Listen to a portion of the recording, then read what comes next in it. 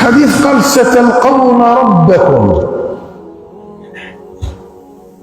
يوم القيامة فيسألكم، هذه السطر عليها مليح، تلقون ربكم فيسألكم. يسألكم عن ماذا؟ هل يسألك عن عورتي؟ قال يسألكم عن أعمالكم، فلا يسألك عن عورة زيد ولا عن عورة عثمان، يسألك أنت ويسألك عن أعمالك. لا إله إلا الله.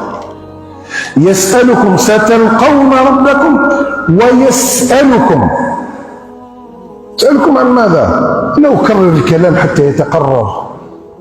يسألك عما تعمل في هذه الدار، لأن هي الروح للدار الآخرة. هذه دار الدنيا وهي فانية، وهي أيام خالية تمضي ولا تعود وتذهب، وسنأتي إلى الدار الآخرة الباقية. ويسألون الله عز وجل. من جملة ما يسألون الله عز وجل يسألون عن الأموال التي أخذناها بالحرام وبغير حق. يسألون عن الأعراض متاع المسلمين التي انتهكناها بغير حق. يسألون عن الدماء، ولهذا في الحديث جاءنا وش قال؟ قال لا ترجعوا بعدي كفارا، ما توليوش مورايا بعد ما نروح أنا، لا ترجعوا بعدي كفارا يضرب بعضكم رقاب بعض.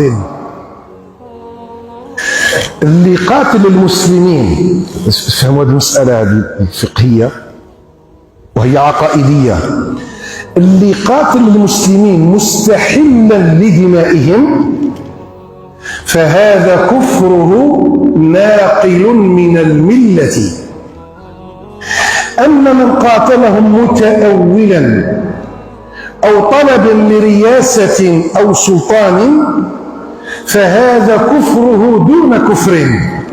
والله يقول توفيقا بين الآية والحديث، والله يقول وإن طائفتان من المؤمنين اقتتلوا رغم القتال لم يسلبهم الإيمان فسماهم بالمؤمنين وهم يقتتلون. فالقتال هذا كفر دون كفر. أما إذا كان الاستحلال يقول لك هذه دماءهم حلال، فإذا استحل دماء المسلمين وقاتلهم فهذا كفر أكبر ناقل من الملة.